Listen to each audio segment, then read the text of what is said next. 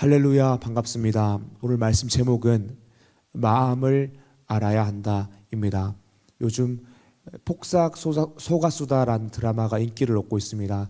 저는 시간적인 여유가 없어서 드라마를 보지 못했는데 짧은 쇼츠 한 장면을 보았고 그 쇼츠 하나가 제 마음을 끌었습니다. 어떤 장면이었냐면 딸이 이렇게 이야기하는 것입니다. 업치 커서 그런가 계속 뭘 사고 싶어. 세무 많은데 돈은 없고 죽어라 갖고 싶은데 죽어도 못 가지면서 크니까 지금은 조금 더 참기가 싫어. 그래야 맨날 싸구려들 사고 보는 거지. 그러자 어머니가 서운했는지 이렇게 이야기했습니다. 나는 좋은 거 하면서 너만 안 사준 거 아니야. 그래도 너한테는 내가 가진 것 중에 제일 좋은 것만 먹이고 입혔어. 그런데 딸이 화를 버럭 내면서 이렇게 이야기합니다.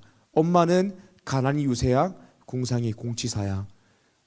이런 내용들은 많은 문학작품들에서 발견할 수 있는 클리셰 중 하나입니다.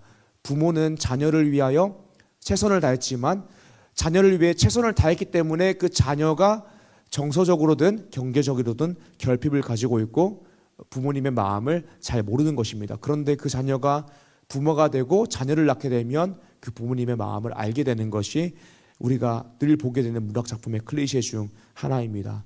이것이 문학작품의 클리셰가 된 것은 우리 인생사가 그렇기 때문이겠죠. 좋은 자녀가 되기 위해서는 부모님의 마음을 잘 알아야 됩니다. 좋은 자녀가 되기 위해서뿐만이 아니라 좋은 남편, 좋은 아내, 좋은 남자친구, 좋은 여자친구, 좋은 친구가 되기 위해서는 그 사람의 마음을 잘 알아야 합니다. 좋은 제자가 되기 위해서도 마음을 잘 알아야 되고 무엇보다 좋은 사람이 되기 위해서는 사람들의 마음, 상대방의 마음을 잘 알아야 됩니다.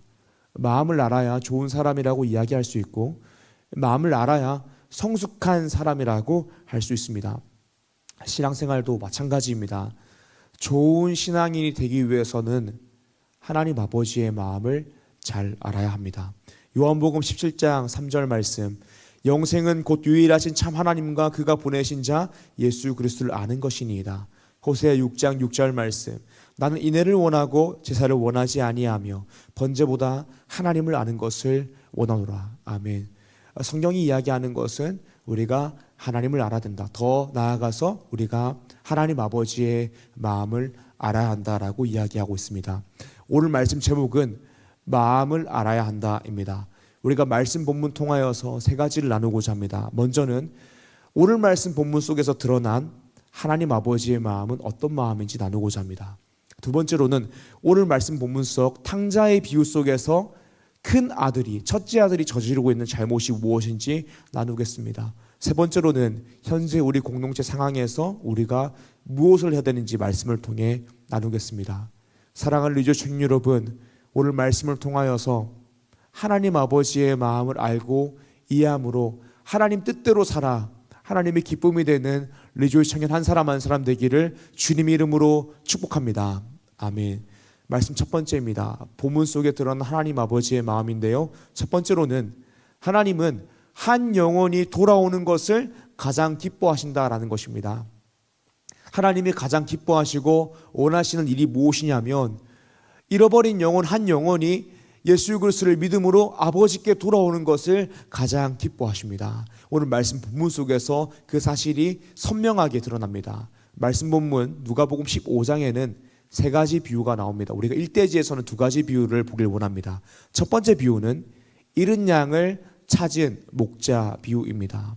어떤 사람, 목자에게 양 100마리가 있습니다. 근데 이 목자가 양 100마리 중에서 양 한 마리를 잃어버린 것입니다. 그러면 이 목자는 들판에 99마리의 양을 그대로 두고 양 한 마리를 찾기 위해서 돌아다닌다라는 것입니다. 그리고 잃어버린 양 한 마리를 찾게 되면 나에게 이미 양 99마리가 있음에도 불구하고 잃어버린 양 한 마리를 찾았다는 것이 나에게 너무 기쁨이 되어서 온 동네 사람들 다 초청해 잔치를 벌인다라는 것입니다. 100마리 중에서 잃어버린 양 한 마리를 찾았는데 그 사실이 기뻐서 온 동네 사람들을 초청해 잔치를 벌인다라는 것입니다. 이것이 첫 번째 비유입니다. 예수님은 이 첫 번째 비유를 통하여서 하나님 아버지의 마음이 어떤 마음인지 알려주십니다. 누가복음 15장 7절에서 선명하게 드러나죠. 제가 읽겠습니다. 내가 너희에게 이르노니 이와 같이 죄인 한 사람이 회개하면 하늘에서는 회개할 것이 없는 의인 99으로 말미암아 기뻐하는 것보다 더하리라. 아멘. 예수님은 하나님 아버지의 마음이 어떠하냐면 회개할 것이 없는 의인 99으로 말미암아 기뻐하는 것보다 잃어버린 영혼 한 영혼이 하나님께로 돌아오는 것이 더 큰 기쁨이다라고 말씀하십니다. 이것이 하나님 아버지의 마음입니다. 첫 번째 비유였습니다. 두 번째 비유에는 어떤 여자가 나옵니다. 이 여자에게 10드라크마가 있습니다. 드라크마는 화폐의 단위입니다. 이 여자가 10드라크마를 가지고 있는데 10개 중에서 한 드라크마를 잃어버리면 어떻게 하냐면 집에 등불을 켜고 집을 쓸면서 한 드라크마를 찾는다라는 것입니다. 그런데 10드라크마 중에서 잃어버린 한 드라크마를 찾으면 그 한 드라크마를 찾은 것 때문에 너무 기뻐서 온 동네 사람들을 다 모아서 잔치를 벌인다라는 것입니다. 10개 중에서 하나를 찾았는데 원래 있던 것 중에서 하나를 찾았는데 그 사실이 기뻐서 잔치를 벌인다라는 것입니다. 가성비가 나오지 않는 일이죠. 예수님께서는 이 비유 끝에 하나님의 마음에 대해서 이렇게 말씀하십니다. 누가복음 15장 10절입니다. 내가 너에게 이르노니 이와 같이 죄인 한 사람이 회개하면 하나님의 사자들 앞에서 기쁨이 되느니라. 아멘. 하나님 아버지의 마음이 무엇이냐면 하나님은 한 영혼이 하나님께로 돌아오는 것을 가장 기뻐하십니다. 오늘 말씀 본문 속에서 정말 선명하게 드러나는 것입니다. 우리가 예수 그리스도를 믿습니다. 그리고 그리스도를 믿음으로 말미암아 그리스도인이 되면 우리 마음 가운데에 하나님이 원하시는 사람으로 살고 싶다라는 마음이 생깁니다. 내가 지금 하나님 앞에 열심을 다하여 하나님을 위하여 살고 있든지 아니면 조금은 부끄럽게 살고 있든지와 상관없이 그래도 그 마음 깊숙한 곳에서는 내가 하나님이 원하시는 사람이 되고 싶다, 내가 하나님이 기쁨이 되고 싶다라는 마음이 생깁니다. 그런데 우리가 하고 있는 착각이 무엇이냐면 내가 성공한 사람이 되면 하나님이 기뻐하실 거다, 내가 멋진 사람이 되면 하나님이 기뻐하실 거다, 내가 사회적으로 번지르르한 사람이 되면 하나님이 기뻐하실 것이다 라고 착각합니다. 그리고 그 일을 위하여 최선을 다해 살아갑니다.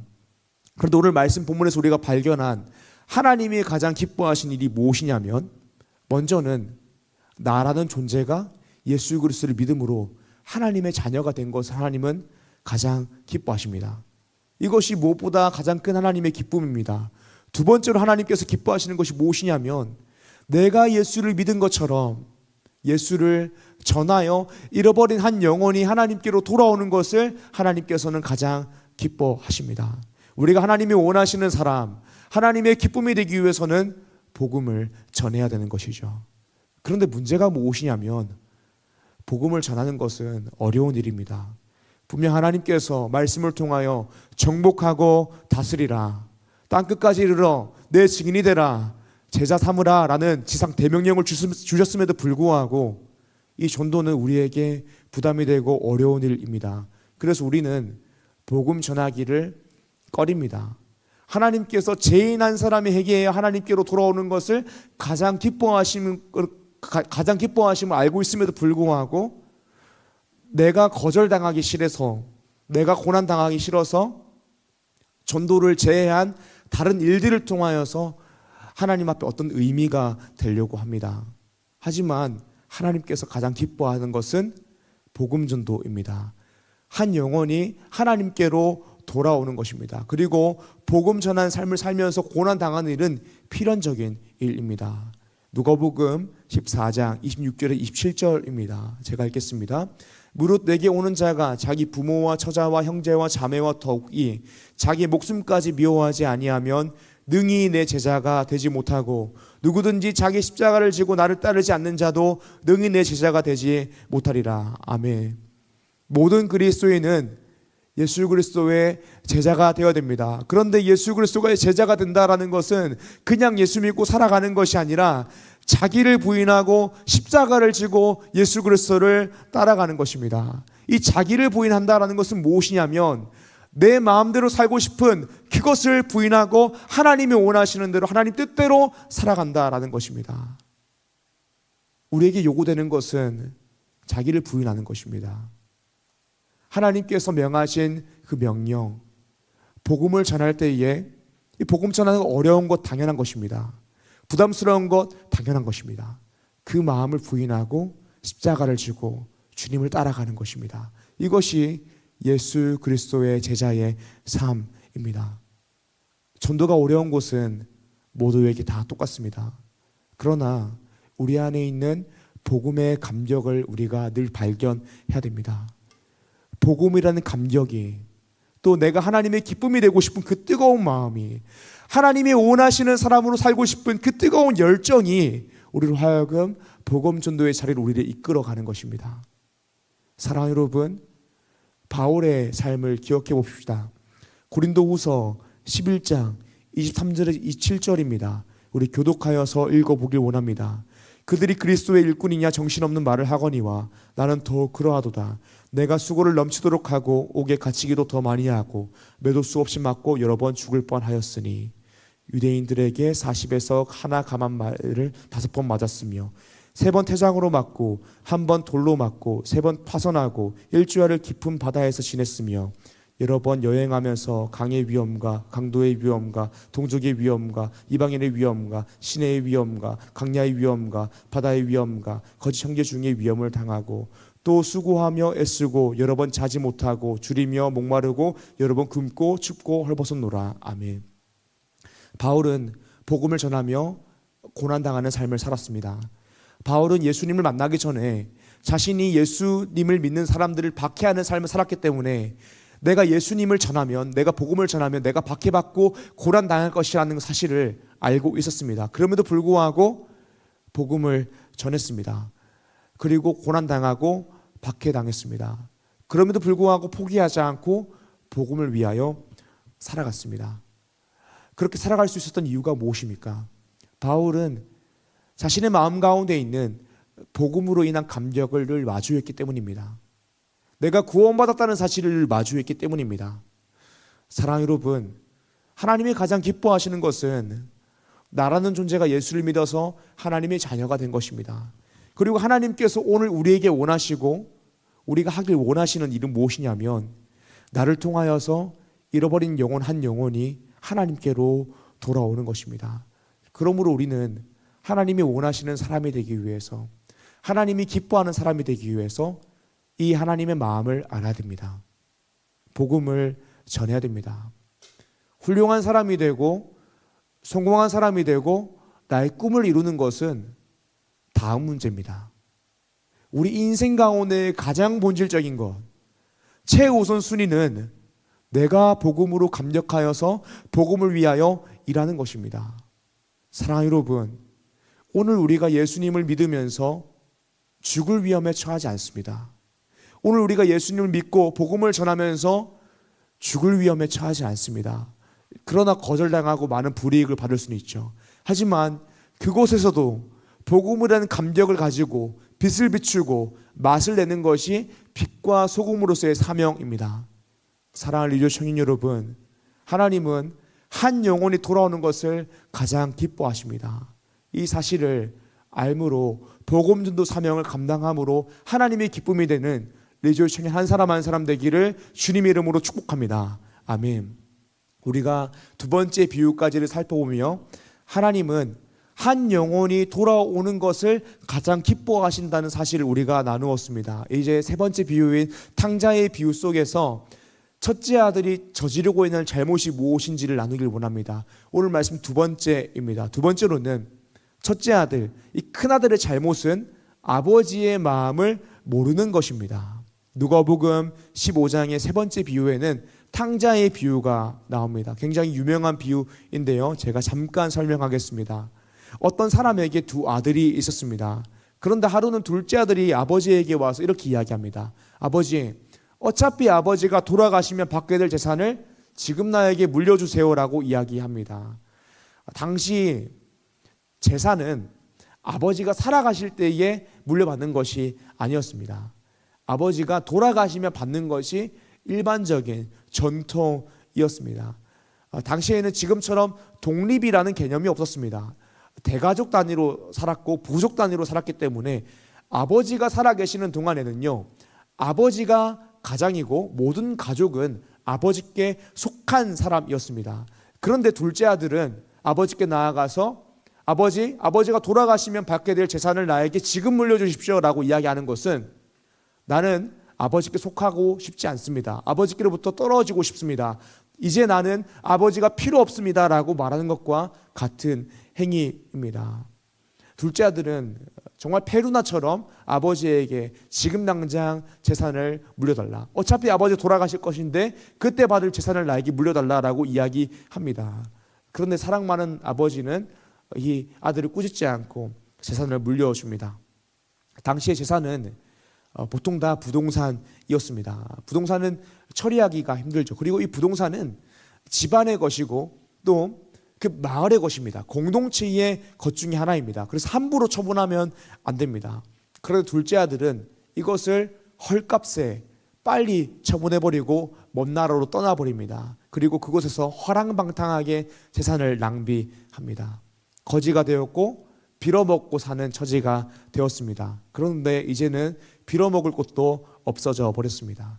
그래서 둘째 아들이 이렇게 이야기합니다. 누가복음 15장 17절에서 19절입니다.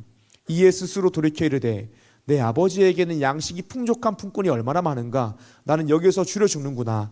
내가 일어나 아버지께 가서 이르기를 아버지, 내가 하늘과 아버지께 죄를 지었사오니 지금부터는 아버지의 아들이라 일컬음을 감당하지 못하겠나이다. 나를 품꾼의 하나로 보소서 하리라 하고, 이렇게 이야기하며 이 둘째 아들이 아버지께로 돌아갑니다. 아버지께로 돌아가면 아버지가 나를 받아주지 않을 것 같았는데 아버지는 이 아들을 기쁨으로 맞이합니다. 누가복음 15장 20절입니다. 이에 일어나서 아버지께로 돌아가니라. 아직도 거리가 먼데 아버지가 그를 보고 치근히 여겨 달려가 목을 안고 입을 맞추니. 아멘. 아버지가 멀리서 아들이 오고 있는 것을 보고 치근히 여겨서 달려가서 목을 안고 입을 맞추며 그 아들을 영접합니다. 둘째 아들은 내가 아버지의 아들의 일컬음을 받지 못하겠습니다라고 이야기하지만 이 아버지는 아들을 영접합니다. 가장 좋은 옷을 입혀줍니다. 손에 가락지를 끼워줍니다. 발에 신을 신겨줍니다. 그리고 살찐 송아지를 잡아서 잔치를 엽니다. 자, 우리가 세 가지 비유를 보았습니다.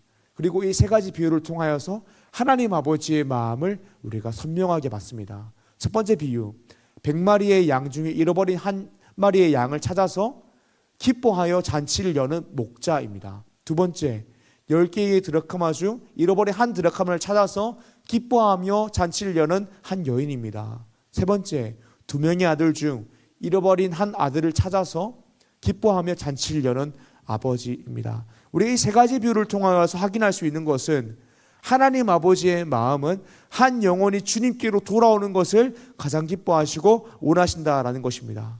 이렇게 비유가 끝날 것 같은데 탕자의 비유는 여기서 끝나지 않습니다. 집안에 있던 맏아들, 첫째 아들의 이야기가 나옵니다. 말씀 본문을 우리가 한 절씩 교독하여 읽기 원합니다. 누가복음 15장 25절에서 32절입니다. 맏아들은 밭에 있다가 돌아와 집에 가까이 왔을 때에 풍악과 춤추는 소리를 듣고 대답하되 당신의 동생이 돌아왔음에 당신의 아버지가 건강한 그를 다시 맞아들이게 됨으로 인하여 살찐 송아지를 잡았나이다 하니,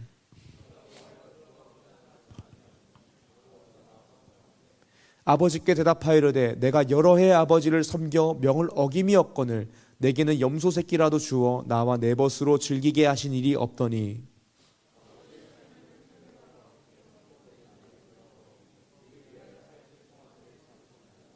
아버지가 이르되 예 너는 항상 나와 함께 있으니 내 것이 다 내 것이로되 이 내 동생은 죽었다가 살아났으며 내가 잃었다가 얻었기로 우리가 즐거워하고 기뻐하는 것이 마땅하다 하니라.